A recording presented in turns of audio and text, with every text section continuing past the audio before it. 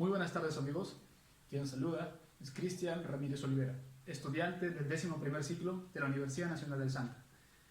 El día de hoy, a cortesía de UCVille, a quien agradezco la cordial invitación, voy a explicarles de un tema ubicado en la rama civil, que es referido a la ineficacia del acto jurídico. Sin más que agregar, empezaré. Para hablar de ineficacia del acto jurídico, es importante conocer el término en sí y en su semántica saber cuántos temas dentro de este aborda. Tenemos el de la ineficacia per se y del acto jurídico. El término de la ineficacia, entiéndase, no es un término aislado, pues para el estudio obviamente está referido conexamente con el del acto jurídico. Por eso es que previamente va a ser necesario recordar algunas nociones y puntos importantes del acto jurídico. Primero, acerca de qué cosa es el acto jurídico. Bien, el acto jurídico viene a ser un acto humano, un acto que sucede en el plano real entre una persona, un individuo y otra persona, obviamente, o que puede también darse entre una persona y un medio distinto. A esto me refiero que no solamente viene a ser entre los propios sujetos. Los actos pueden darse siempre y cuando exista un sujeto, pero a la vez también donde se deposite el resultado o las consecuencias de este. Es por eso que se llama un acto. Pues merece obviamente el plano real o le asiste el plano real este término. No obstante, el acto jurídico como tal, este calificativo de jurídico, viene a ser aquel acto humano medido en términos de relevancia jurídica. ¿Cómo así? Que viene a ser un acto humano que va a ser importante para el derecho. Entonces, podemos nosotros empezar diciendo que es un acto humano medido en términos de relevancia jurídica. Bien, esta es una definición. Lo que obviamente también en nuestro ordenamiento legal peruano se ha dado también no puedo decir una definición en sí, simplemente se hace referencia en el artículo 140 de esencialmente qué es lo que para el derecho peruano es el acto jurídico. No obstante, en esencia propia, a diferencia de la doctrina, se desarrolla y a la vez se escudriñan otros aspectos y quizás para un mejor estudio detallado puede ser de relevancia, ¿no? No obstante, yo me quedo con este y mencionar donde en el artículo 140 del Código Civil se da este significado normativo. ¿Qué es el acto jurídico según el artículo 140? Es todo acto destinado a crear, modificar, regular o extinguir relaciones jurídicas. Y esto se entiende cuando habla de relaciones jurídicas a lo que en términos se mide de la relevancia jurídica. ¿Por qué? Dado que obviamente si se habla de un acto humano, lo que va a tener relevancia jurídica vienen a ser esos actos. Obviamente que en el artículo 140 se menciona como toda esa lista, toda esa consecución de actos, de crear, modificar, regular, extinguir, a eso se refiere que va a tener relevancia jurídica y por eso lo habla en un adjetivo cerrado de relaciones jurídicas. La significancia e implicancia de esto no dista, por lo tanto es importante conocerla y sobre todo nosotros como estudiantes de derecho y también como abogados. ¿Cuáles son sus dimensiones? Para entender entonces el acto jurídico es importante saber sobre qué dimensiones se va a desarrollar. Para ello, no es menos importante conocer sobre todo los planos, en donde obviamente el acto jurídico va a existir. Plano real, obviamente, o material, y el plano abstracto, donde funciona el mundo jurídico. Las dimensiones van a ser dos. Es el de la validez y el de la eficacia. En el plano jurídico, hablamos nosotros de la dimensión de la validez. ¿Por qué? Si bien es cierto que para el derecho el acto humano viene a ser relevante, es necesario que para que sea relevante se cumpla con una serie de requisitos que obviamente el derecho reconoce. Que para ello, he traído a colación el artículo 140, que vienen a ser esos requisitos para lo cual el derecho debe considerar previamente como premisa el cumplimiento de estos y luego decir que es un acto válido. Por lo tanto, esto solamente funciona en el derecho. Todo acto va a ser válido si es que cumple previamente con estos requisitos. ¿Qué es la validez entonces? Viene a ser la cualidad de válido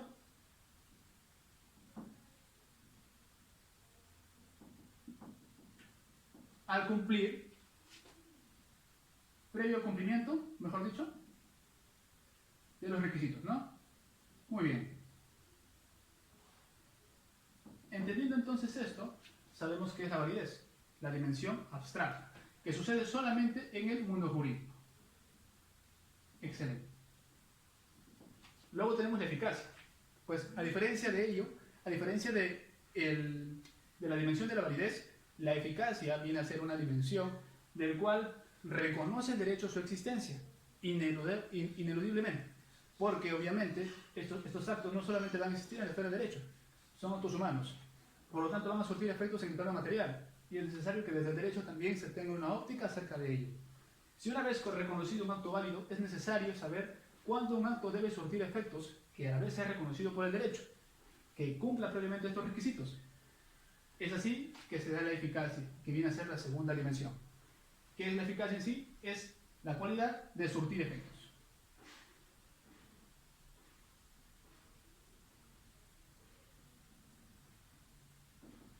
Muy bien. Muy bien. Se tiene entonces la validez y la eficacia. Luego tenemos nosotros cuáles son sus presupuestos. En sí, el acto jurídico también se estudia desde su estructura, de lo cual, luego de este apartado, porque voy a hacer una segunda parte también, en esta misma exposición, obviamente, sin tratar de mezclar temas, pero voy a hablar acerca de esos presupuestos, lo cual mencionaré luego también. ¿Cuáles son los presupuestos del acto jurídico? Para entenderlo, estas dimensiones se desarrollan sobre, o rodeando en este caso, el eje central, los cuales van a ser el sujeto, o los sujetos, y el objeto, u objetos. O simplemente objeto, bueno, en realidad es objeto. Bien, ¿cuáles son los presupuestos? Son estos. Van a ser el eje central sobre el cual estas dos dimensiones van a funcionar. Y que el derecho se vio la necesidad de reconocer para poder aplicar, en este caso, cuando estamos hablando, o para poder saber cuándo estamos hablando de un acto jurídico. Si bien los presupuestos vienen a ser los sujetos y objetos, en ellos se va a dar lo que en doctrina pues, se conoce como la relación jurídica.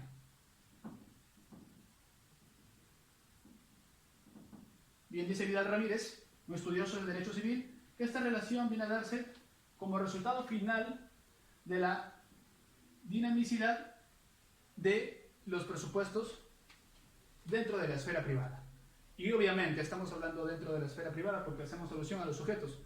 No estamos haciendo alusión a ningún interés fuera de los sujetos, sino más de los sujetos, y ahí es donde prácticamente viene a ser todo el terreno del área, donde va a marcar toda la dinamicidad. Un sujeto es prácticamente un ser individual, en el cual todos los actos que éste realice van a obedecer a sus intereses y a la satisfacción de los mismos. Por ello que entre la relación dinámica de los sujetos y el objeto sobre el cual se va a dar es que nace la relación jurídica. Esta relación jurídica es la que le va a importar al derecho y obviamente lo identifica como acto jurídico. Muy bien, ¿cuáles son en este caso los presupuestos? Los pueden ver, no obstante hay otra identificación también como un presupuesto dinámico y el presupuesto estático, ¿no? Que es el objeto. Para que puedan ustedes conocerlo y a la vez estudiar, es necesario saber los presupuestos porque vienen a constituir el eje central. Los puntos de vista, la forma de cómo mirarlos, cómo mirar esta relación que nace de estos presupuestos, vienen a ser tanto la eficacia como la validez. También tuve a bien, para que puedan entender acerca del acto jurídico, explicar acerca del orden público. ¿Qué es el orden público? Viene a ser una construcción o una abstracción que responde a un avance de la sociedad. Básicamente, el orden público parte o tiene su origen en la organización social y recae en el ordenamiento legal. Esto quiere decir que el orden público, al nacer de la organización social como tal, viene a ser, como decir, el resultado de todo el desarrollo de la sociedad desde su basamento, desde el primer foco social como la familia, hasta lo que ahora en jerarquía máxima de representación y poder tenemos al Estado. El orden público viene a ser ello, y toda esa representación o organización social es reconocido y recaído sobre el ordenamiento normativo. el orden público viene a ser el límite de las relaciones privadas. Esto quiere decir que a nivel de la organización social y de lo reconocido a nivel normativo, viene a establecer los límites de la actuación o de la actividad privada. Lo cual se entiende lógicamente que la actividad privada no puede transgredir este orden público. Por lo tanto, yo me quedo con que el orden público, para poder saber o tener claro qué cosa, es una delimitación de la voluntad privada. O un límite, ¿no? De la voluntad privada. ¿Qué cosa es la autonomía de la voluntad? Si bien nosotros hablamos de relaciones particulares, cuando hablamos de acto jurídico, cuando vemos el derecho civil, que es una rama fin particular del derecho, no pública, hablamos de autonomía de voluntad porque es en el derecho civil donde se va a estudiar todas esas relaciones originadas por la autonomía de la voluntad, reconocidas constitucionalmente y a la vez existente en todas las esferas sociales. Es verdad, la autonomía de voluntad vendría a ser prácticamente como el motor de todas estas relaciones que el derecho vio necesario regular para dotarles de existencia en sus dos dimensiones. Hasta ahí claro. ¿Pero qué es en sí la autonomía?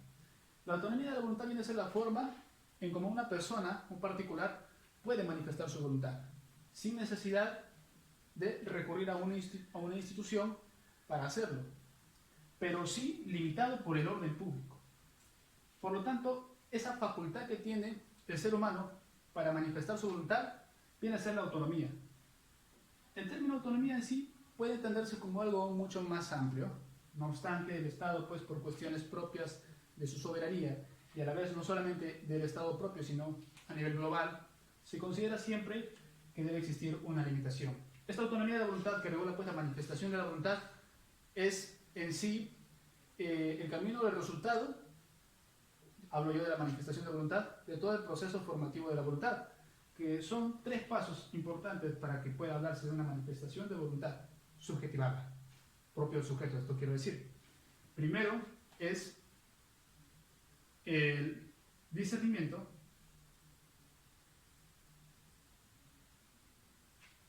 luego tenemos la intención,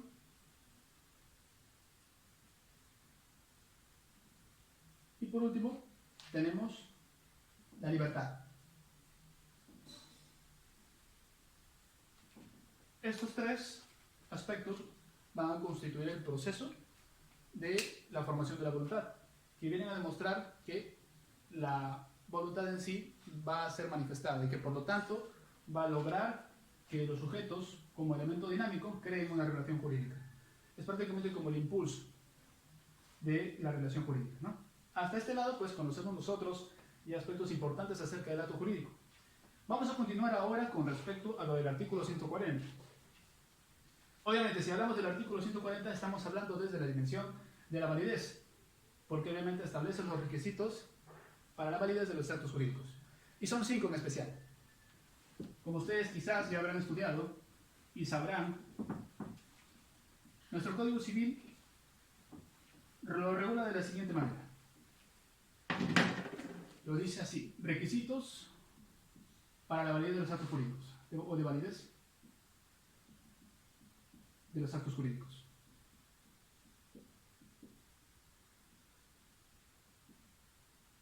Muy bien. ¿Cuáles son? Según el artículo 140 del Código Civil, son, primero, manifestación de voluntad. Excelente. Luego tenemos el agente capaz. Tercero, tenemos el fin ilícito. Tenemos, por cuarto, el objeto física y jurídicamente posible. Física y jurídicamente posible, ¿no? Muy bien. Luego tenemos observancia de la forma prescrita bajo sanción de nulidad. relevancia de forma prescrita bajo sanción de nulidad, ¿no? Muy bien. Vamos a analizar uno de estos. Primero, el estelar, el de la manifestación de voluntad. Este viene a ser el elemento estelar por el cual nosotros estamos hablando de un acto y que pues reviste de la voluntad propia de los sujetos. Ya sabemos que los sujetos son parte esencial de los presupuestos, son el elemento dinámico de la relación jurídica. Se ha reconocido propio en el acto jurídico que para que sea un acto jurídico como tal es necesario que exista una manifestación de voluntad. Puede ser expresa, puede ser tácita, no importa, con tal que llegue a subjetivarse a través del proceso formativo de la libertad, de la voluntad, perdón, que se da a través de estos tres elementos que acabo de mencionar, que bien son el discernimiento, la intención y la libertad. Existe ello, existe manifestación de voluntad. Luego tenemos el agente capaz. Es verdad, ahora se necesita se necesita que las personas, en este caso, tengan la mayoría de edad para que puedan ser capaces. Obviamente en nuestro orden normativo es la edad de 18 años. No obstante, el código sí ha seguido una nueva tendencia ahora, que se necesita una capacidad de ejercicio plena. Obviamente, según lo que ahora actualmente se regula respecto al apartado de la capacidad, tanto capacidad de ejercicio como capacidad de goce. No obstante, pues se requiere básicamente lo que ameritaría quizás un desarrollo más amplio acerca de esto, pero como ustedes ya saben, en la gente capaz, la mayoría de edad. Con sus excepciones, de los cuales no me voy a atrever todavía ahora a poder explicarles porque me tomaría mucho más tiempo. Luego tenemos el fin ilícito, también conocido doctrinalmente, antes en la doctrina se le conocía como causa. Se habla del fin ilícito de dos aspectos dentro de él, del fin inicial y el fin final. Curioso, pero cierto. ¿Qué viene a ser el fin ilícito? O simplemente algunos le llaman finalidad, como en el caso de los hermanos Machado y también Vidal Ramírez, Barandiarán, por ejemplo, también coincidía con ello. A esto refiere bastante lo que se le llamaba antes como causa. En nuestro Código Civil anterior de 1936 se hablaba de causa cuando hablamos nosotros de fin ahora, porque venía a ser la forma en cómo se podía justificar la relación jurídica que se va a crear dentro de los presupuestos del acto jurídico.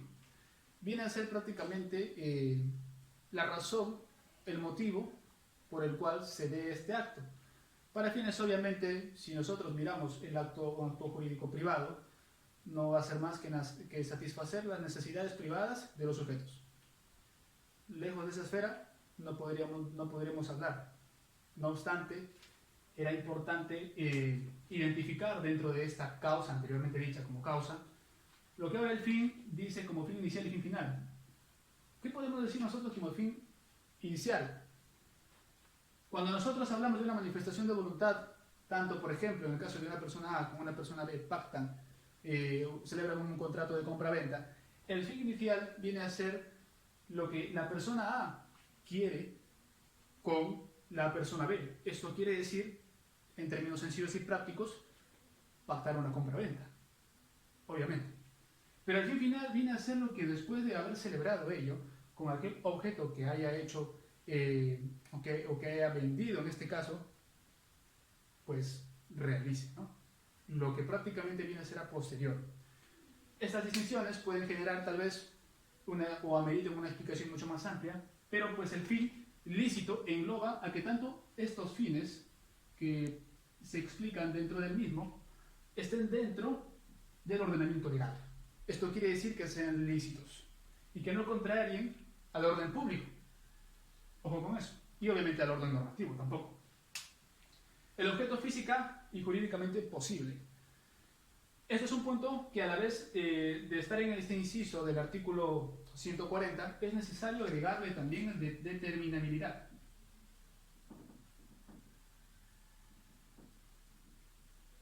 Bien, ¿por qué agregarle determinabilidad? Bien, primero hablemos del fin del objeto física y jurídicamente posible.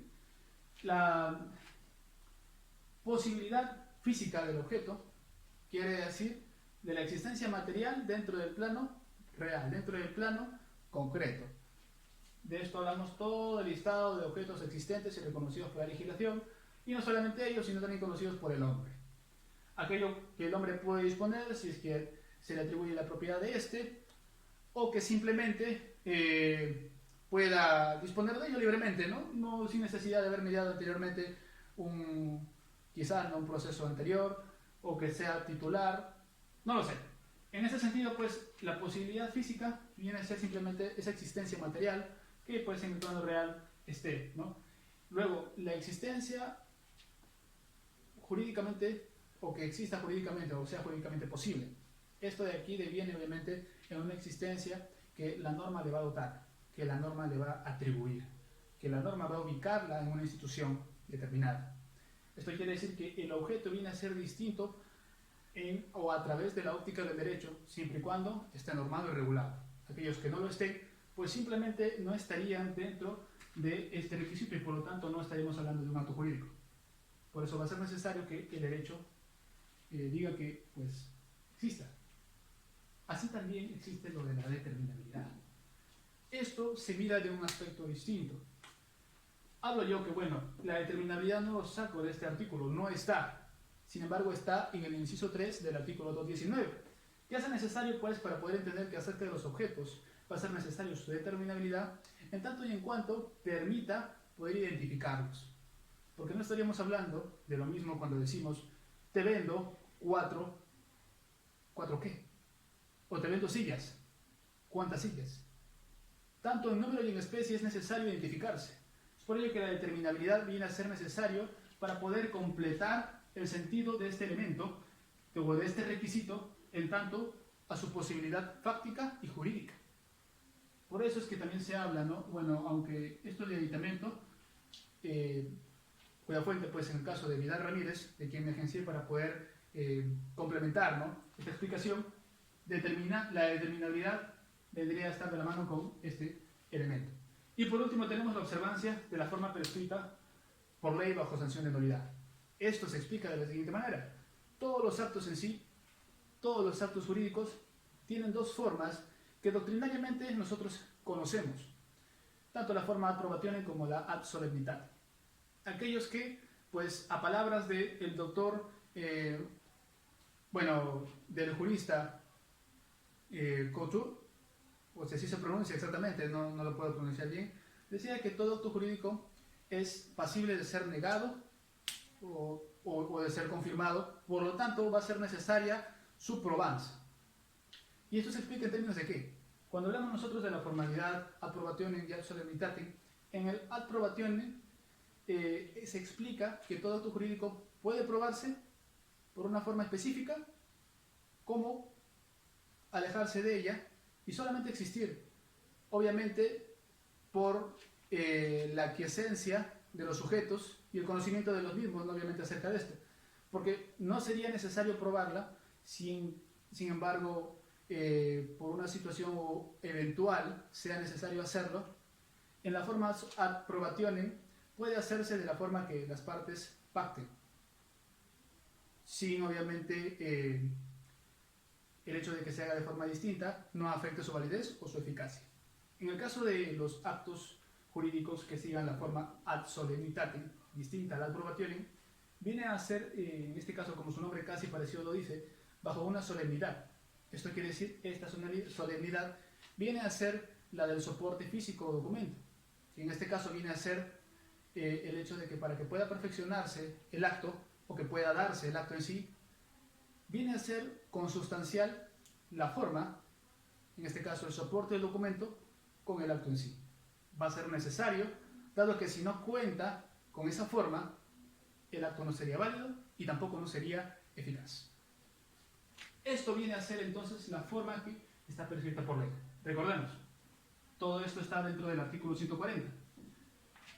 El Estado, por medio del Código Civil, regula estos requisitos de validez para que obviamente, siguiendo lo que establece el Código Civil en su artículo 5 del título preliminar, que dice que todos los actos,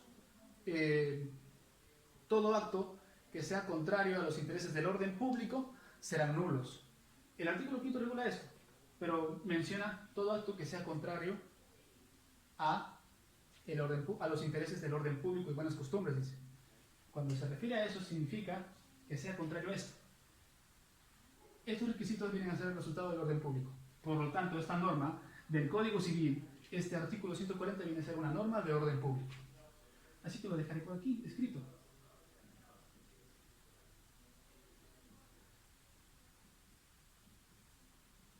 Entiendas entonces que, al ser una norma de orden público, el Estado ha creído necesario regularla como límite de la autonomía de la voluntad, aquella encajada y vista desde la dimensión de la validez. Ahora, ya estamos llegando al tema y meollo de la exposición. Bueno, lo que estoy tratando de explicarles, espero que se haya estado entendiendo.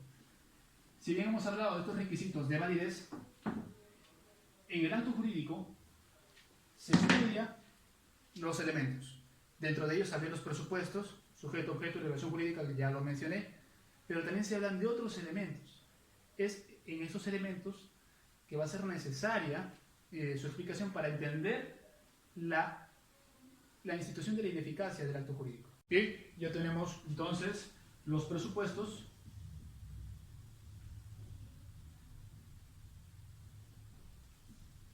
En ellos está el sujeto o sujetos y el objeto. A ello, estos dos como eje central del acto jurídico le dota de relevancia a lo que nazca de la interrelación de ambos, generándose pues para el derecho la relación jurídica que se mide en términos de relevancia, como viene explicado. Bien, esta relación jurídica, identificada por el acto jurídico, es una parte importante dentro de la estructura del acto jurídico per se. No obstante, de sus presupuestos también existen los elementos del acto jurídico. Estos son elementos esenciales,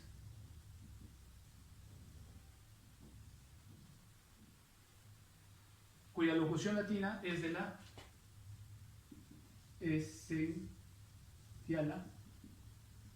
negoti. ¿Qué son los elementos esenciales? Son aquellos elementos que de forma holística van a tener o requieren todos los actos jurídicos para que sean considerados como tales. A su vez, están subdivididos en dos tipos de elementos esenciales. Son los elementos esenciales generales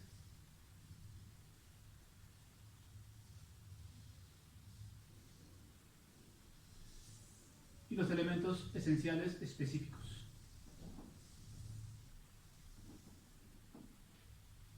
Pues bien, los elementos esenciales generales vienen a ser no vienen a ser más y nada menos que los mismos requisitos para la validez del acto jurídico.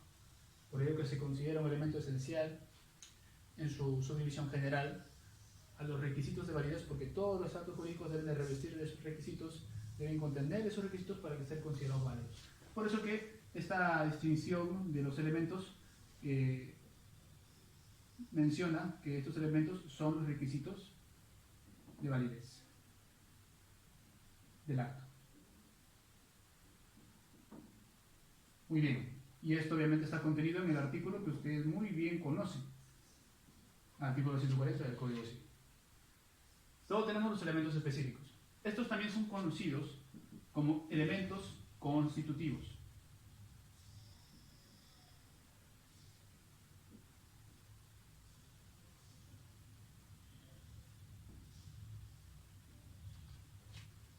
Que van a ubicar cada acto en una institución jurídica determinada.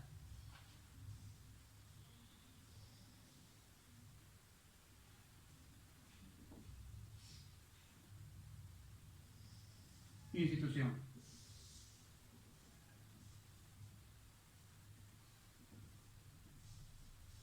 Muy bien. Es así que tenemos nosotros en los elementos esenciales, tanto los generales y específicos. Además de agregar que estos elementos generales específicos, perdón, elementos esenciales específicos, van a darle esa suerte de identidad al acto jurídico por sí. Este tipo de elementos específicos son otorgados o son atribuidos por ley. No requieren de la manifestación de voluntad ni nada por el estilo. ¿Por qué? Al obviamente ubicarlos en una institución jurídica, recordemos que una institución jurídica por sí es una categoría del derecho más amplia.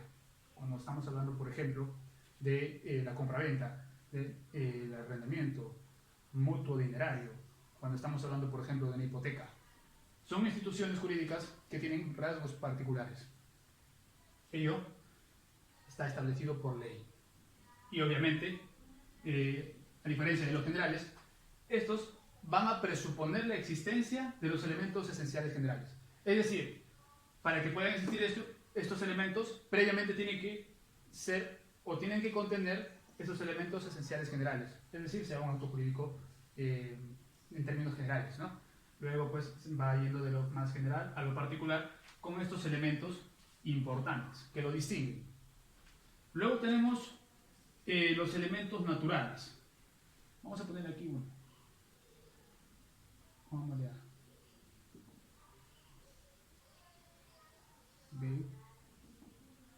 Elementos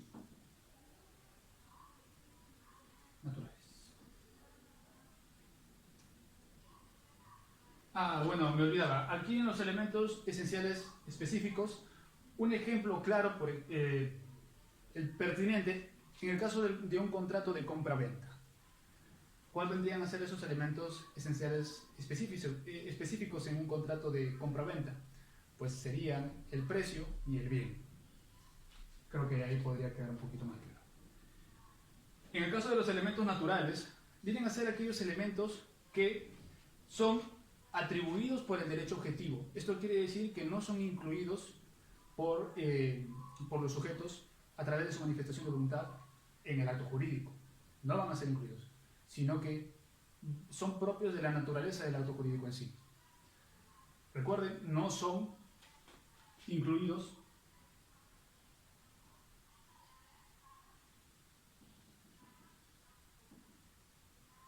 no son atribuidos por la manifestación de voluntad de los sujetos.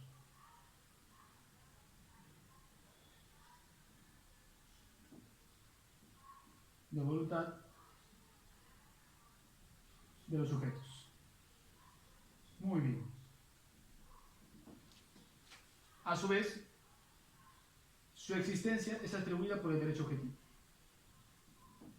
O son atribuidos, ¿no? Son atribuidos por el derecho objetivo.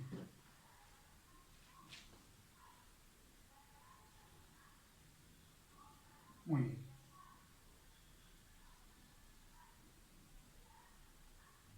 Excelente. Como diría mi profesor.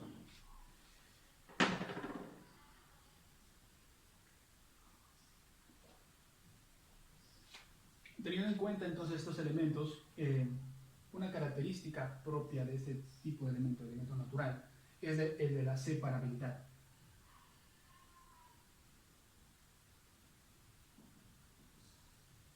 Esto quiere decir, bueno, para entenderlo primero hay que hacer un ejemplo. ¿Cuáles vendrían a ser esos elementos naturales que no son incluidos por la manifestación de voluntad de las partes y que son atribuidos por la ley, que están incluidos en el acto jurídico por ley? Vienen a ser, por ejemplo, en el caso, digamos, de un acto jurídico, ¿no? De un contrato, o de relaciones jurídicas relativas a la transferencia de la propiedad. Por ejemplo, un contrato de compra-venta de un bien inmueble, ¿no? Esas obligaciones de saneamiento, ¿no? Que son propias del vendedor para quien obviamente va a vender, porque son obligaciones relativas a la transferencia de la propiedad. Esa obligación de saneamiento vendría a ser un elemento natural, porque es propio del acto mismo. Otro, por ejemplo, podría ser en el caso de los intereses en un mutuo dinerario. Tanto esos dos ejemplos podrían demostrarnos que vienen de por sí incluidos en el acto jurídico sin que obviamente las partes lo hayan pactado, ¿no? O que no estén incluidos dentro del acto o de un contrato. Claro, cuando hablamos de un contrato, pues estamos hablando de un acto jurídico, se entiende, ¿no? No obstante, la separabilidad indica de que como característica estos elementos van a ser de que puedan separarse del acto jurídico como tal, sin que esto reste eficacia y validez.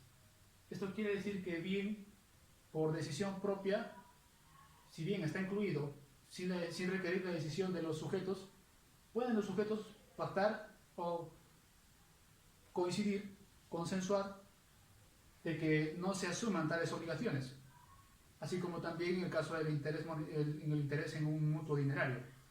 Pueden decidir las partes o pactar bueno, en este caso, con el interés de que ya no se dé, ¿no? Básicamente, en un lenguaje más sencillo no podría explicarlo. Pero pues se entiende la separabilidad, que tanto su separación de estos elementos no afectan la validez y eficacia del acto jurídico en sí. Hasta ahí, excelente. Y por último, tenemos, vamos a hacerlo acá, ahorita. Por último tenemos los elementos accidentales.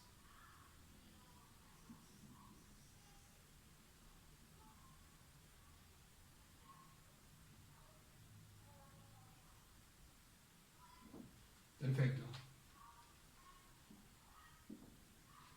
Bueno, me estaba olvidando de algo, miren. La locución latina. Bueno, en el caso de los elementos naturales es naturalia negoti. ¿Ok? Vamos a ver si lo coloco aquí arriba, ojalá lo puedan ver. Disculparán mi rectitud al momento de escribir, no es algo que estoy acostumbrado, pero hagamos el esfuerzo. A ver. Sí.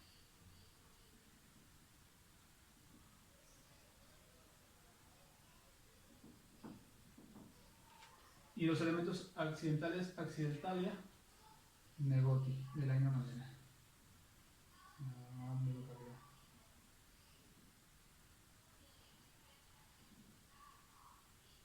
Muy bien.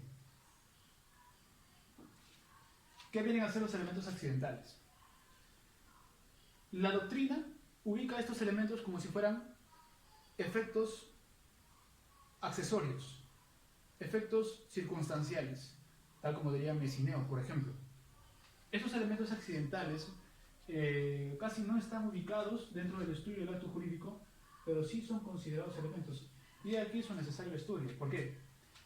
Resulta que estos elementos accidentales, si bien, a diferencia de los elementos naturales, estos no van a estar incluidos en el acto jurídico per se, originario, y general, y concreto, pero pueden ser incluidos por la manifestación de la voluntad de las partes. Y esa sola manifestación de la voluntad de las partes hacen que si su cumplimiento de estos elementos no se dé, siga la misma suerte su validez y siga la misma suerte su eficacia. Esto quiere decir que una vez insertados en un contrato, por ejemplo, si es que no se cumplen con estos elementos accidentales, el contrato no sería válido y no sería eficaz. Por lo tanto, de forma suelta, estos elementos en sí requieren de la manifestación de la voluntad de las partes.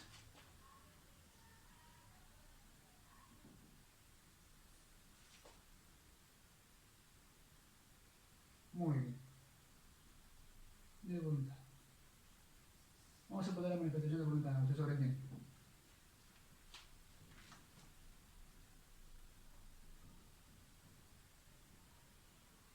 Una vez incluidas, obligan a que el acto dependa de estas. Su sola inclusión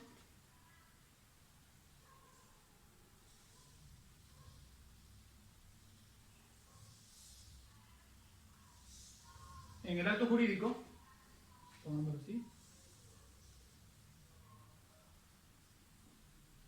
un contrato, harán depender. Uy, mi letra está horrible. Bueno,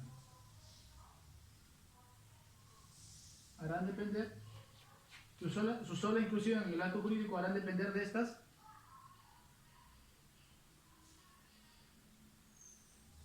su eficacia y su validez. Su validez y eficacia, perdón. Muy bien. Perfecto. Uy. Oh, bueno, ya, no puedo agacharme más. Pero bueno, aquí es pues lo que yo quería explicarles. Tenemos entonces los elementos, parte crucial, importante de la estructura del acto jurídico. Esto es su estructura. ¿Ok? Acá, cada uno, y acá tenemos los presupuestos. Excelente. Tenemos elementos esenciales, los elementos naturales y los elementos accidentales. Ahora, por último, ¿cuáles vendrían a ser esos elementos accidentales? Si bien cuando hablamos de elementos naturales pueden variar según cada acto jurídico, en los elementos accidentales son específicamente tres, o de tres tipos. Tenemos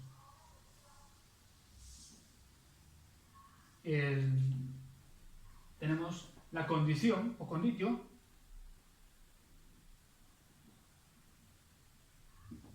tenemos el plazo,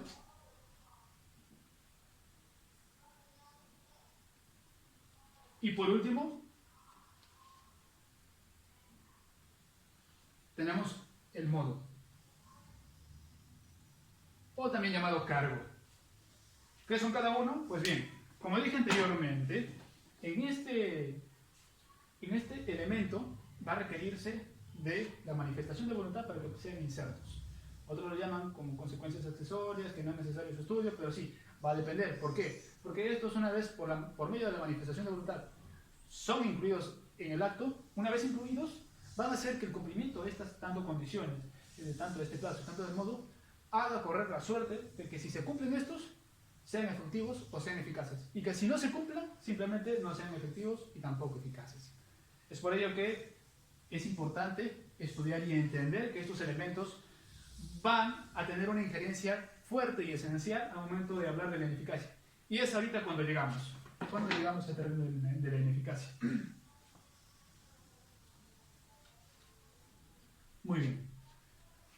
Hasta este punto hemos hablado del acto jurídico y de sus elementos. ¿Resultó un poco amplio? No sé, pero fue importante y espero que haya sido de provecho también. Ahora vamos a tocar el punto de la ineficacia. Como bien ya sabemos, todo esto es con fines, pues obviamente, de tratar de tocar el tema en un ambiente de tener la noción fresca. Espero yo de que lo tengan y se me haya entendido. Pues ahora vamos a venir a explicar.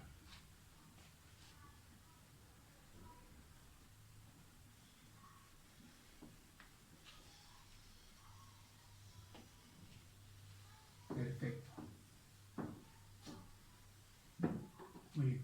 Ahora, hemos hablado nosotros inicialmente de las dimensiones del acto jurídico. Esas dimensiones son explicadas a través de la validez y de la eficacia. Cuando nosotros hablamos de ineficacia y del acto jurídico nos damos cuenta de que estamos hablando acerca de la eficacia, pero en su antítesis o en su contrario, por así decirlo. Hablamos de eficacia e ineficacia. De la siguiente manera, para entenderlo rápidamente, eficaz es todo aquello que produzca efectos. Produce efectos. Genial. ¿Y la ineficacia?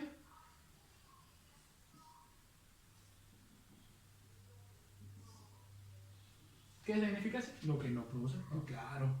Pues claro, Cristian, eso es la ineficacia.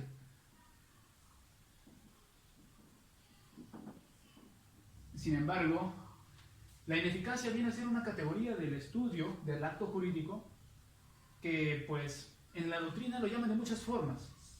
¿Por qué estudiarlo de esta manera? Si se supone que es algo que no produce efectos. No obstante, existen actos que es necesario que el derecho los detecte, los identifique. Así no existan, así no surtan efectos. Ojo con eso. Ahora, esta ineficacia, como dije, viene a ser una categoría del acto jurídico, del estudio del acto jurídico. En la doctrina se le nombra de muchas formas. Y en sí siempre con una clasificación bipartita, si no me doy cuenta, bueno, puedo ahorita demostrarlo. Se clasifica de estas maneras. La ineficacia jurídica, o bueno, ineficacia del acto jurídico, así se dice, no ineficacia jurídica, perdón, del acto jurídico. ¿Okay? La ineficacia del acto jurídico puede ser, o ha sido estudiada, mejor dicho, como ineficacia originaria,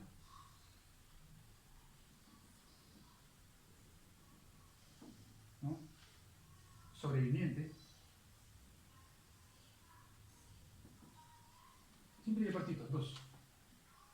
También ineficacia relativa y absoluta.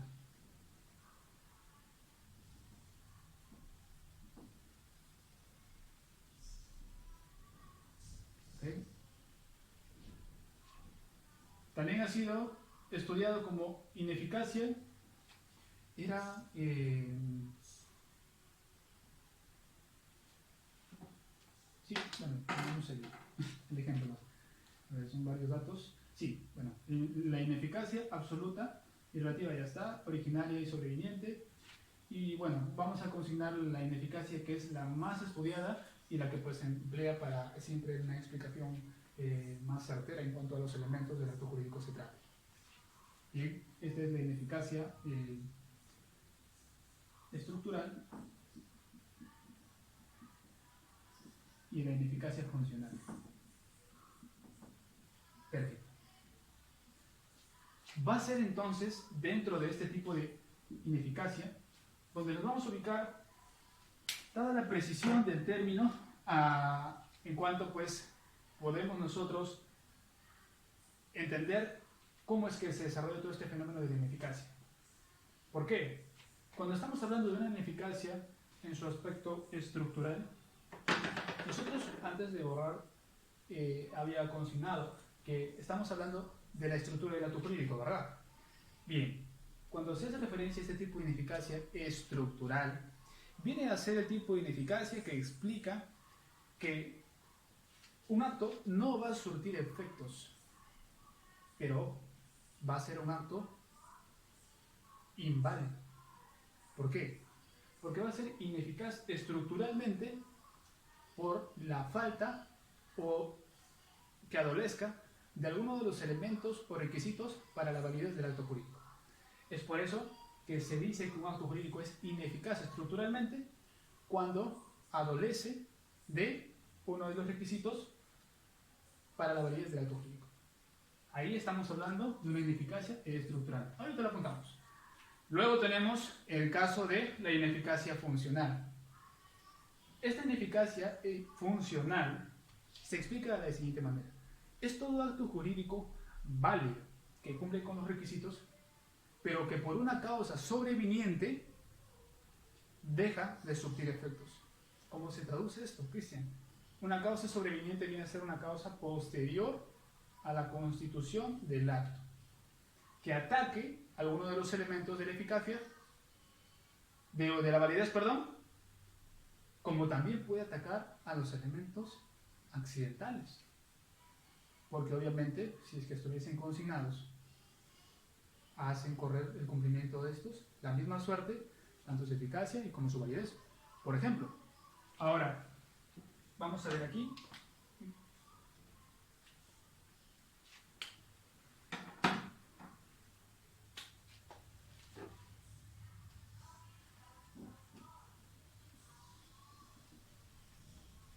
Esos tipos de ineficacia que les dije, pues son los que en la doctrina se estudian, pero como nosotros queremos dar una información sólida y a la vez dentro de lo que se ha tratado también en la doctrina, hablamos de una ineficacia estructural y una ineficacia funcional, para efectos de un buen entendimiento y a la vez dentro también de lo que este vídeo prescribe, ¿no? Excelente. Hablamos nosotros entonces de la ineficacia. Perdón. Ineficacia estructural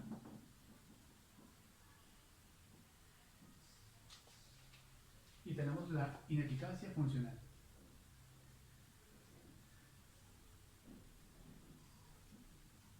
Muy bien. ¿Cómo definimos ambos?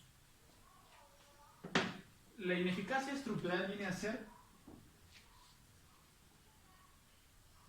todo acto jurídico inválido por adolecer la falta o adolecer de la falta de uno de los requisitos para la validez del acto jurídico. Esto es excelente, es una definición bastante concreta y muy usual, de la cual prefiero siempre que precise el dato más importante, ¿no? Y este lo es. Es un acto jurídico inválido, es acto jurídico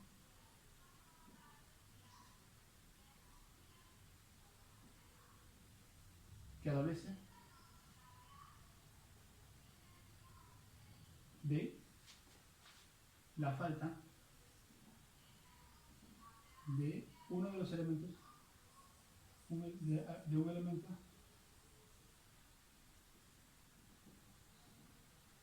del acto jurídico.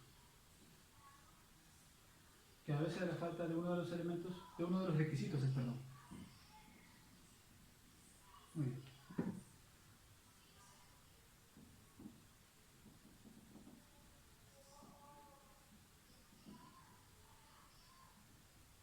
Por ende, no surte efectos.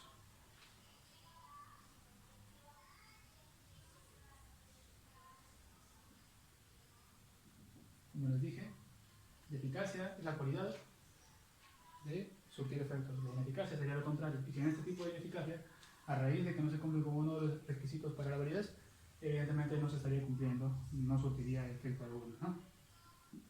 Excelente. Ahora, la ineficacia funcional, como les dije, viene a ser un acto jurídico válido, constituido válidamente, mejor dicho, ¿no? Acto jurídico constituido válidamente. Pero que, por causa sobreviviente,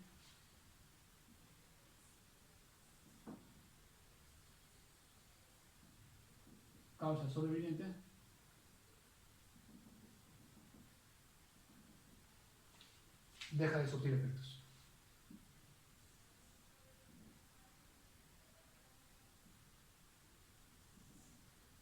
Muy bien. Excelente.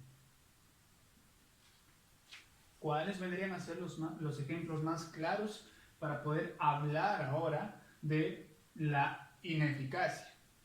Estamos dentro de la dimensión de la eficacia en primer lugar, aquello que corresponde y va de la mano inevitablemente del mundo material, de esos efectos materiales que sirven al hombre y por el cual el derecho los crea. Es necesario, pues, a través de esto, dar cuenta de que existen ciertos actos que, pues, pueden ser válidos, pero que no surtan efectos. Es en este caso, por ejemplo, acto jurídico constituido válidamente pero que por causa sobreviniente, o sea, después de que se constituya válidamente, deje de surtir efectos. Lógicamente, que después de eso, o sea, sobrevinientemente, uno de estos requisitos de la validez le haya de faltar. Entiendo lógicamente ello, pero que se le denomina ineficacia funcional porque al momento de constituirse, pues vaya, este estuvo en perfectas condiciones. Vayamos a los ejemplos. La ineficacia estructural tiene como máximo exponente a la nulidad y la anulabilidad.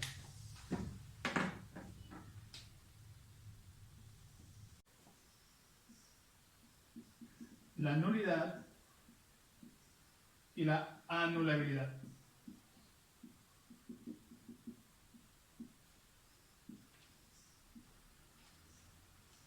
Luego tenemos los supuestos de ineficacia funcional, de los cuales solamente mencionaré algunos, porque obviamente cuestiones de tiempo no serán, bueno, van a ser un poquito limitantes, debido a que el vídeo tampoco no es la intención de que se alargue demasiado.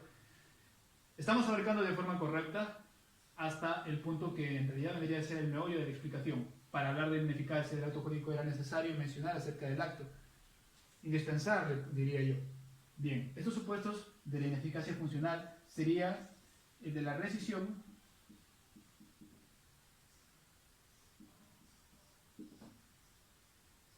y de la resolución.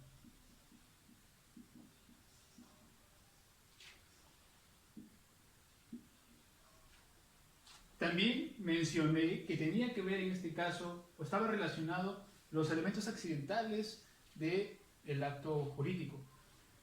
Es verdad, también uno de los supuestos de la ineficacia funcional es cuando no se cumplen con los elementos accidentales, dados que anteriormente, como les dije, eran considerados o no estaban considerados dentro del estudio de los elementos del acto jurídico.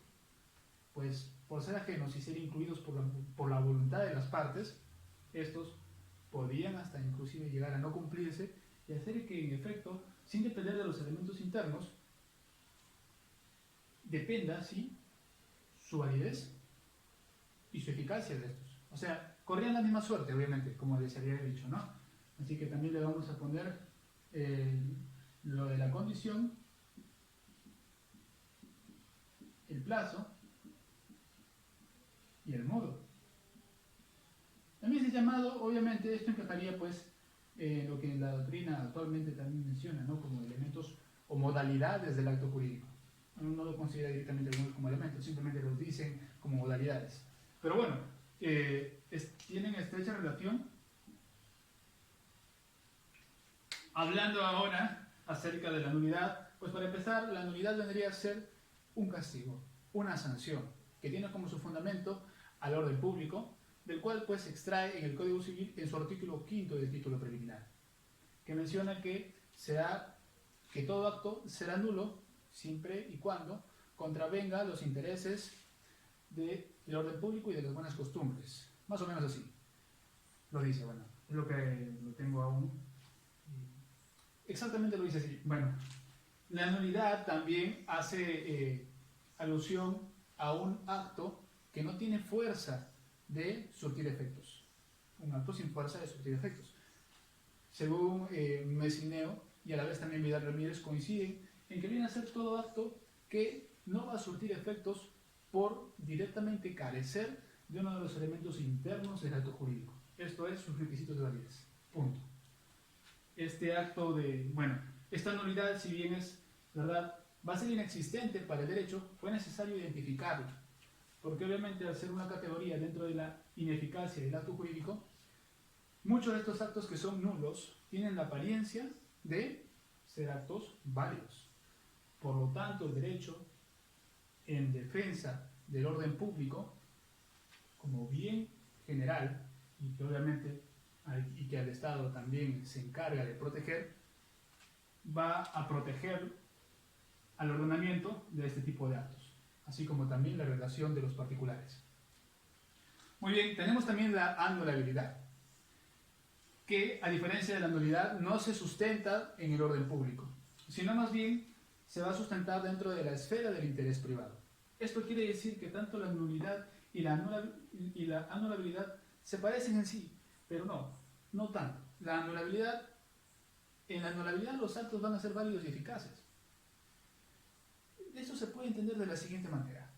Por ejemplo, una persona, señora, le compra a un chico que está poniendo en venta su carro, se lo compra, mejor dicho, ¿no?, a un precio razonable, hacen el contrato, se ejecuta, todos felices. Él le da el carro y a cambio se recibe una contraprestación, sea el contrato de compra-venta. Lo que, en sí no sabía el comprador era que quien vendía era un menor de edad, lo cual, pues hasta ese momento no había ni un problema, parecía que las cosas no estaban claras. No obstante, dentro de la relación jurídica que se dio y se celebró y se llevó a ejecución, no ocurrió nada, ni un percance. El verdadero dueño parece que, la persona que había vendido, al ser un menor de edad, parece que lo ha pedido de forma legítima. No obstante, no tiene la capacidad para poder realizar este tipo de actos jurídicos. El acto podría ser nulo, no obstante, los efectos que surtieron fueron resultado del interés propio de las personas. ¿Acá se custodia el interés público en primer lugar? Digamos que no. Porque para entender la anulabilidad, sin ser obviamente su fundamento el orden público, vendrá solamente en la esfera del interés privado siempre y cuando a una de las dos personas, tanto A como B, cualquiera de ellas pueda resultar afectado. Será entonces en que existirá la posibilidad de que judicialmente se declare su nulidad. Ahora, a diferencia de la anulabilidad, a diferencia de la anulabilidad, la nulidad viene a ser un concepto jurídico que en sí ya es existente, solo de mera identificación, que no tiene eficacia ni validez, solamente de nombre. Esto quiere decir que para el derecho es inexistente, no es necesario que se vuelva inexistente algo que ya lo es, porque judicialmente solamente se va a esclarecer para que en el mundo real se tenga conocimiento público de que es un acto nulo. Por lo tanto, la sentencia que lo declara es una sentencia declarativa.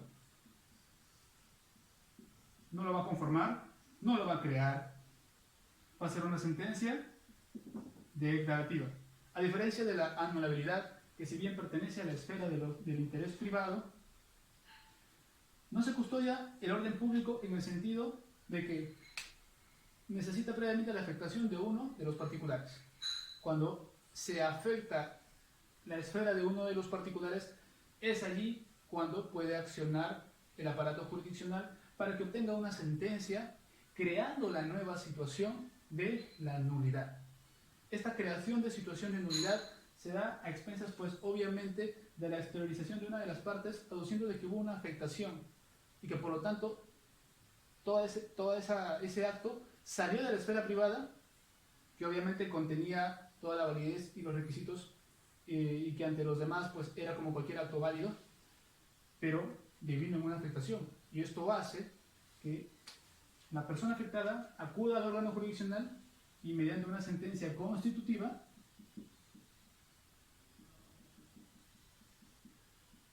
se cree a través del Poder Judicial esta situación que conforme un acto como nulo, que lo vuelva nulo, mejor dicho.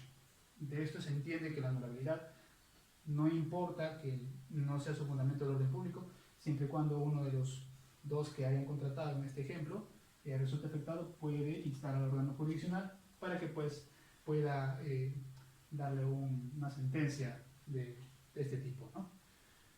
Bien, ya estamos finalizando. Respecto a la ineficacia funcional, tenemos a la rescisión y a la resolución. Estas son dos figuras que tienen estrecha relación, dado que el acto jurídico que las conforma válidamente ha sido constituido, ha tenido efectos. No obstante, la figura de la rescisión se explica de la siguiente manera. Viene a ser una figura que va a poner fin a una obligación jurídica propia de un acto, de un contrato, por ejemplo, el cual tuvo un problema, o digamos, tuvo una afectación al momento de la celebración de dicho contrato, acto jurídico, dentro del acto jurídico. Problema dentro de la celebración. Se traduce pues a la rescisión como esta figura, mediante el cual solamente judicialmente logra que se deje sin efecto dicho contrato y que dichos efectos se retrotraigan hasta el momento de la celebración del contrato. Esta rescisión solamente puede ser declarada judicialmente. Sencillo, ya han escuchado hablar de ello.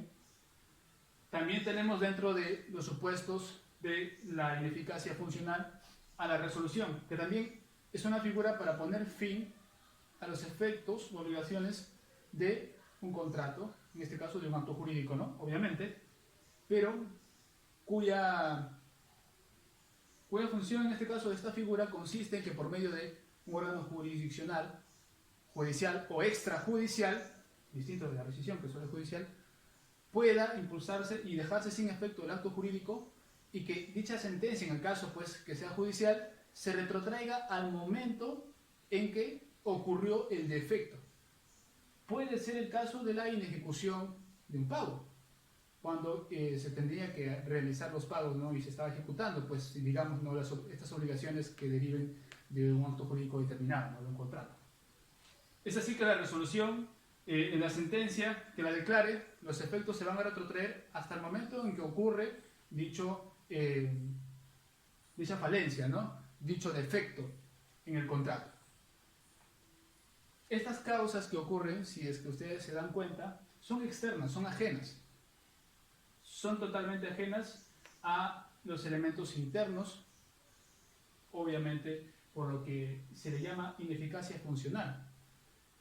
Algo que agregar respecto a esto es que pues tanto la rescisión como la resolución pertenecen y se desarrollan más en la esfera contractual, pero que ineludiblemente deben, ¿no?, de tratarse. En el caso de la condición, el plazo y el modo, Estos, a su vez, que se encuentran por una parte de la doctrina ubicados con parte de los elementos o elementos accidentales, también se les llama modalidades del acto jurídico, como también recuerdo haberlo dicho, y como pues también se entiende en la doctrina de que no necesariamente tendría que considerarse dentro del estudio propio del acto si hablamos de su estructura interna. Pero es importante, dado que, como venimos explicando anteriormente, estas modalidades o estos elementos accidentales, de ser incluidos por una de las partes dentro del acto jurídico en sí, en el caso de una cláusula, harán que sea de necesario cumplimiento cada uno de estos tres, porque dependerá de ello la validez y los efectos del mismo. En esto que en tanto pues la condición, el plazo y el modo vendrían a ser modalidades, es verdad, pero en analizar particularmente cada uno de ellos, nosotros como conocedores también de este apartado del estudio del acto jurídico, una condición, ¿qué debería ser? Es un hecho incierto, ¿verdad? Es un hecho incierto y a la vez es futuro. Pues bueno, vamos a ponerlo.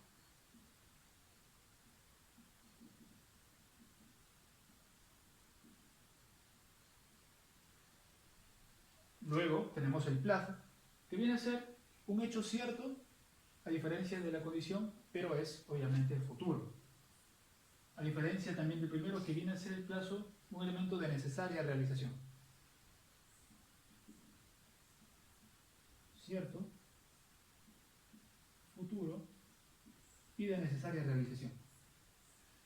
En el caso de la condición, pues podría ser que en el caso de que A contrate a B, que le va a vender su carro siempre y cuando, supongamos, nazca el hijo de una celebridad X. Eso es un hecho incierto, pero es una condición. De no realizarse, entonces el contrato no surtiría efectos. Muy bien. Y de esto, pues, de esa condición dependería la eficacia del contrato en sí. En el caso de un plazo, viene a ser cierto y viene a ser futuro. ¿Por qué? Dado el cumplimiento de este, que necesariamente va a llegar, es cuando ese contrato va a surtir efectos en sí. O sea, se va a requerir que se dé el plazo ineludiblemente. Y por último tenemos el modo, o también llamado cargo. Ahora, en el caso del cargo, viene a ser un elemento o una modalidad del acto jurídico que no va a ser aplicado para todo acto jurídico. He aquí su distinción, dado cuenta que no todos los actos jurídicos van a permitir que se introduzca una modalidad. Por ejemplo, en el caso de la afiliación, uno no puede introducir en este caso, y no solamente lo del cargo, por cierto, en el caso de la afiliación, como un acto jurídico, tú no puedes poner condición. Digamos que todas estas modalidades no pueden ser aplicadas para todos, mejor dicho. ¿Okay? No me refiero solamente a eso. Y en realidad, la situación es la siguiente: las modalidades no son aplicadas para todos los actos jurídicos. Solamente son aplicadas para distintos actos jurídicos conforme a su naturaleza, pero no aquellos en el caso pues que dependan tanto las obligaciones alimentarias que haga por ejemplo una persona, un padre con un alimentista, obviamente, ¿no? Eso no se podría hacer porque de eso pues una relación que nace, ¿no?, de la afiliación. Obviamente eso no puede estar sometido ni a una condición ni a un plazo. Aquí tenemos también algo que puntualizar. Pero el modo, a diferencia de los otros dos, solamente va a ser dado a actos jurídicos de naturaleza gratuita, como es en el caso de la donación, ¿no? Y pues tener en cuenta nuevamente que estos actos vienen a ser externos, ajenos a la estructura interna, que por lo tanto, una vez insertados por medio de la voluntad de los sujetos, vienen a dotarles pues de la eficacia y pueden resultar tener efectos y lograr pues satisfacer los intereses y por ende las necesidades de los sujetos. Bien, esto sería todo y de esta manera finalizo lo que el día de hoy pues espero en contenido tanto del acto jurídico, tanto en sus elementos, tanto en todo el desarrollo que he abarcado, se haya podido entender y sobre todo sea de utilidad. Muchísimas gracias.